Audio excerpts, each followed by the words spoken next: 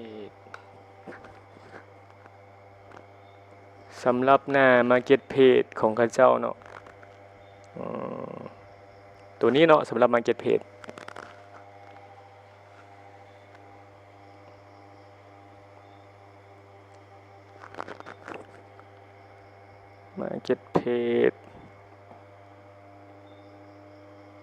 ตัวนี้เนาะ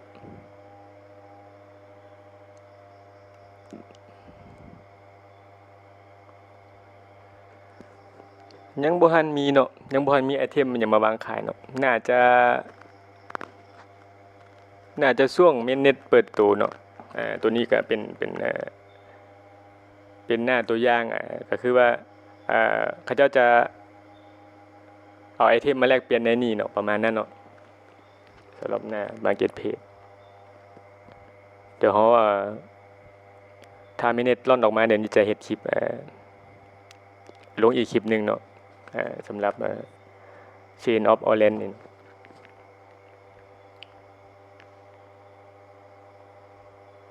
แล้วก็อีกตัวหนึ่งเนาะที่เขาเจ้าเฮ็ดออกมาเนาะมันเป็นคล้ายๆสตรีมเนาะคล้ายๆแอปสตรีมถ้าผู้ใดเคยใช้สตรีมเนาะ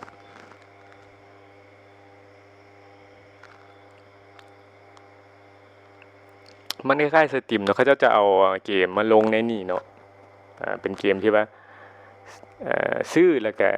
ฟรีเนาะต่างแต่หากมันเป็นเกมจะเป็นเกมอยู่ในโลกบล็อกเชนเบิดเลยเนาะสำหรับหน้าเว็บตัวนี้เนาะก็มีหลายเกมเนาะก็ติดตั้งได้สามารถติดตั้งได้ในคอมพิวเตอร์เลยก็ในส่วนของมือถือน่าจะยังบ่ทันได้เนาะแต่ว่าแอปก็ยังบ่ค่อยเสถียรปานใดเนาะตัวนี้ลองใช้เบิ่งแล้วเนาะก็เนื่องจากเขาเจ้าอาจจะยังใหม่อยู่เนาะความเสถียรก็ยังบ่ปานใดเทื่อก็มีหลายเกมเนาะเป็นเกมอยู่ในโลกบล็อกเชนเบิดเลยเนาะจะใช้โทเค็นหรือว่าเหรียญเนาะในการเข้าใช้เข้าเล่นเนาะจะเป็นจะใช้ไอเทมเนาะในการเข้าสู่ระบบแล้วก็การซื้ออาวุธหรือว่าซื้อไอเทมเนาะจะใช้เป็นโทเค็นของเขาเจ้าเองเนาะสำหรับภาพรวมก็มีประมาณนี้เนาะหลังจากที่เขาเจ้าล่อนเมนเน็ตออกมาแล้วเดี๋ยวนี้จะเฮ็ดคลิปลงอีกเนาะสำหรับOrange มันหยังแล้วก็วิธีเฮ็ดไลน์โนดอยู่ EP ที่77เนาะแล้วก็Orange มันหยังระบบหลังบ้านของOrangeเนาะ EP ที่55 56เนาะตัวนี้ได้อธิบายจากความเข้าใจของนี่เองเนาะ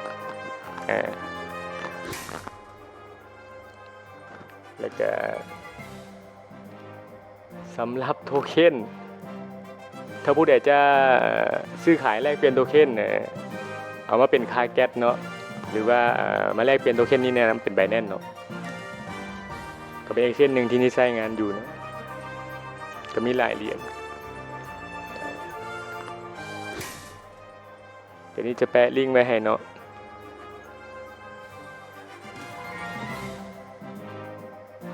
นี่ก็เป็นอีก Excel หนึ่งที่นี่ใช้งานเนาะนี่ก็ใช้หลาย Excel เนาะเนื่องจากนี่เฮ็ด AirDrop เนาะก็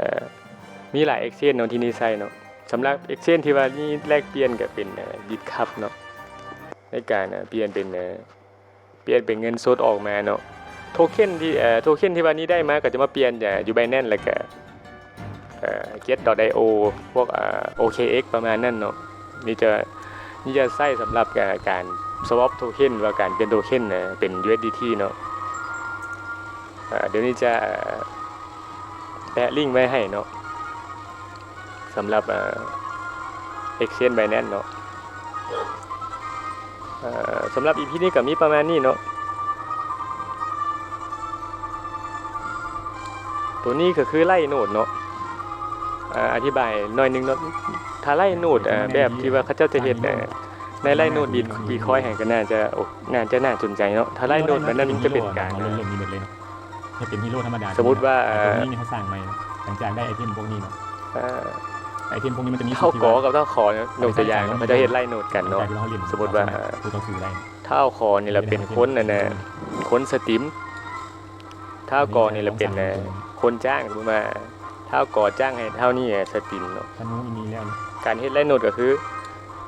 ข้อกำหนดของภายใน2ชั่วโมงนี่ก็คือจ้าง เป็นชิ้น จ้างเท่าก่อนี่จ้างเท่าก่อนี่2,000สมมุติว่าเนาะ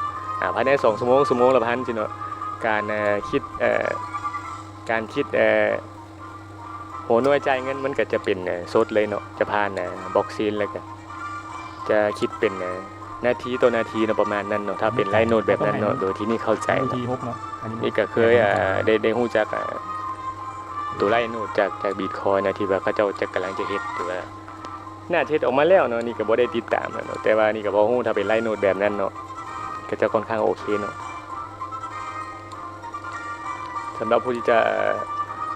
เข้ามาทดสอบระบบหรือว่า ร่างกายเลย เข้ามาหา Airdrop เนาะก็สามารถเฮ็ดได้เนาะตัวนี้ก็บ่ได้เสียค่าใช้จ่ายเนาะฟรีเนาะ โอเค สำหรับเฮ็ดไลน์โนดเนาะเขาจะได้จากการเซิร์ชหมู่แล้วก็จากการทดสอบระบบเขาเจ้าเนาะโทเค็นจะเป็นโทเค็นตัวนี้เนาะโทเค็นลักษณะเป็น COA เนาะที่ว่าเขาเจ้าจะใช้ในระบบนิเวศของเขาเจ้าเนาะในอนาคตจะมาสร้างเป็นตัวนี้ ตัวเฮ็ดไลน์โนดนี่ก็จะได้โทเค็นตัวนี้เนาะ โทเค็นตัวนี้แล้ว ถ้าชื่อบ่ผิดเป็นโทเค็นได้มา สั แล้ว ญลักษณ์TS Work นี่ประมาณนั้น หลั เนาะ งจากที่เอาไปต่อสู้แล้วก็จะมีตัวนี้นี่มันจะ สามารถเอาฮีโร่ไปใส่ได้ จะมาเปลี่ยนเป็นโทเค็นตัวนี้เนาะเพราะว่าโทเค็นตัวนี้นี่ก็คือจะเข้าไปในตลาด ตัวที่ใส่ได้ แล เลย ก จะ เป เป ลี่ ลี่ ย ย น น ก็คือจากการใช้จ่ายในระบบนิเวศเขาเจ้าก็เป็นโทเค็นตัวนี้เนาะ ใส่ได้ โทเค็นตัวนี้ก็คือใช้กับระบบ 3ตัวทั้ง ประมาณนั้นเนาะสำหรับ EP นี้ก็ มีซ้ำนี่เนาะในการ ถ้าผู้ใดเข้ามา ไปต่อสู้ เบิ่งก็ฝากติดตามเนาะฝากติดตามแน่เนาะแล้วก็ เดี๋ยวมันจะเข้าไป นี่ก็จะพยายามเฮ็ดคลิปที่ว่าให้มันเข้าใจง่ายที่สุดแล้วก็จะเน้นไปทางอธิบายระบบหรือว่าหา Airdrop แนวใดหรือว่าเขาจะแลกเปลี่ยนเหรียญนี่เป็นเงินสดแนวใดให้มันเข้าใจง่ายที่สุดเนาะนี่จะเน้นไปคลิปแบบนั้นดีกว่าเนาะสำหรับ EP นี้ก็มีซ้ำนี้เนาะสบายดีเนาะ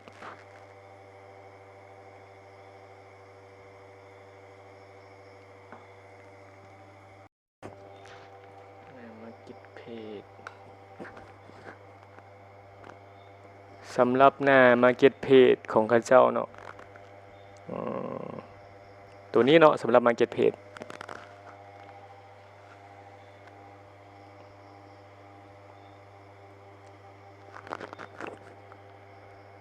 Market Page ตัวนี้เนาะ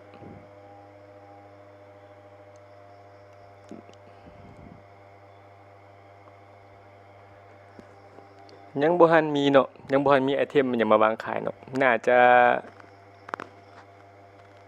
จะช่วงเมนเน็ตเปิดตัวเนาะตัวนี้ก็เป็นหน้าตัวอย่างก็คือว่าเขาเจ้าจะเอาไอเทมมาแลกเปลี่ยนในนี่เนาะประมาณนั้นเนาะสำหรับหน้า Market Page เดี๋ยวเขาถ้าเมนเน็ตล่อนออกมาเดี๋ยวนี้จะเฮ็ดคลิปลงอีกคลิปนึงเนาะสำหรับ Chain of Orange นี่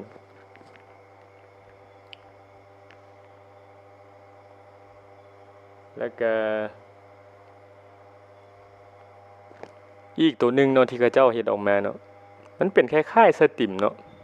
คล้ายๆแอป Steam ถ้าผู้ใดเคยใช้ Steam เนาะ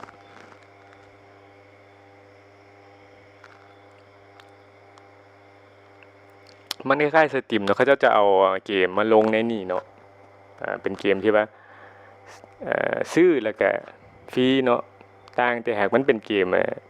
จะเป็นเกมอยู่ในโลกบล็อกเชนเบิดเลยเนาะสำหรับหน้าเว็บตัวนี้เนาะก็มีหลายเกมเนาะก็ติดตั้งได้สามารถติดตั้งได้ในคอมพิวเตอร์เลยก็ในส่วนของมือถือน่าจะยังบ่ทันได้เนาะแต่ว่าแอปก็ยังบ่ค่อยเสถียรปานใดเนาะตัวนี้ลองใช้เบิ่งแล้วเนาะก็เนื่องจากเขาเจ้าอาจจะยังใหม่อยู่เนาะความเสถียรก็ยังบ่ปานใดเทื่อก็มีหลายเกมเนาะเป็นเกมอยู่ในโลกบล็อกเชนเบิดเลยเนาะจะใช้โทเค็นหรือว่าเหรียญเนาะในการ ในการเข้าใช้เข้าเล่นเนาะจะเป็นจะใช้ไอเทมเนาะในการเข้าสู่ระบบแล้วก็การซื้ออาวุธหรือว่าซื้อไอเทมเนาะจะใช้เป็นโทเค็นของเขาเจ้าเองเนาะสำหรับภาพรวมกับมีประมาณนี้เนาะหลังจากที่เขาเจ้าล่อนเมเนตออกมาแล้วเดี๋ยวนี้จะเฮ็ดคลิปลงอีกเนาะสำหรับออเรนมันหยังแล้วก็วิธีเฮ็ดไล่โนดนะอยู่EP ที่77เนาะแล้วก็ออเรนมันหยังระบบหลังบ้านของออเรนเนาะ EP ที่55 56เนาะตัวนี้ได้อธิบายจากความเข้าใจของนี่เองเนาะแล้วก็สำหรับโทเค็นถ้าผู้ใดจะซื้อขายแลกเปลี่ยนโทเค็นเอามาเป็นค่าแก๊สเนาะหรือว่ามาแลกเปลี่ยนโทเค็นนี่แนะนำเป็น Binance เนาะก็เป็นอีกเส้นหนึ่งที่นี่ใช้งานอยู่เนาะก็มีหลายเหรียญเดี๋ยวนี้จะแปะลิงก์ไว้ให้เนาะ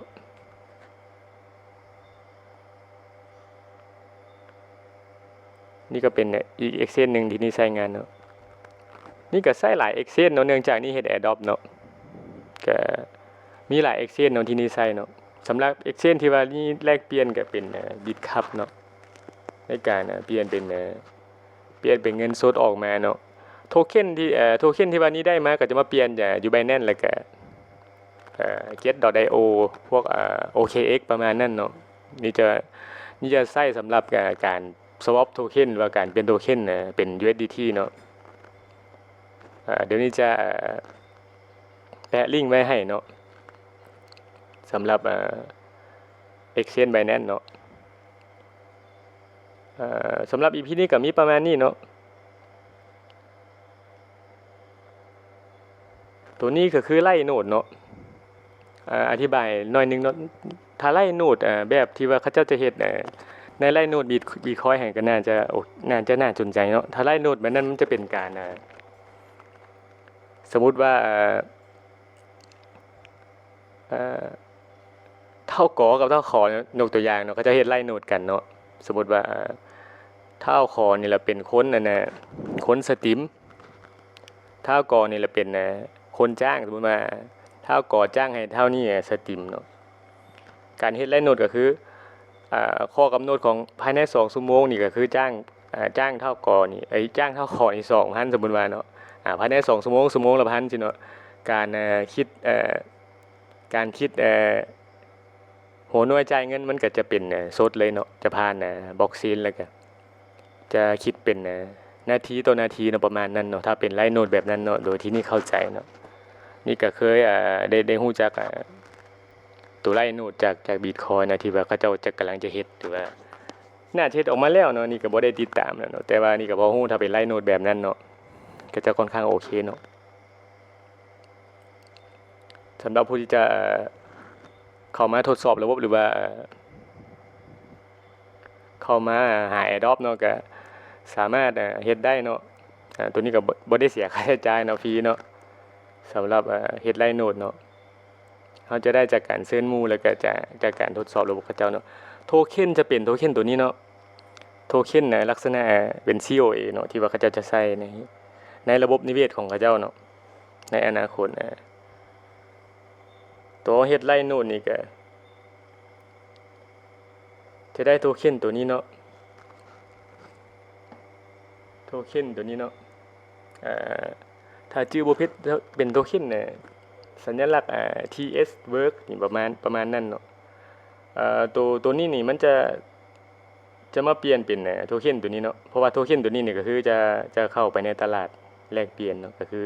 แต่ก็ใช้จ่ายในระบบนิเวศเขาเจ้าก็เป็นโทเค็นตัวนี้เนาะโทเค็นตัวนี้ก็คือใช้กับระบบประมาณนั้นเนาะสำหรับ EP นี้ก็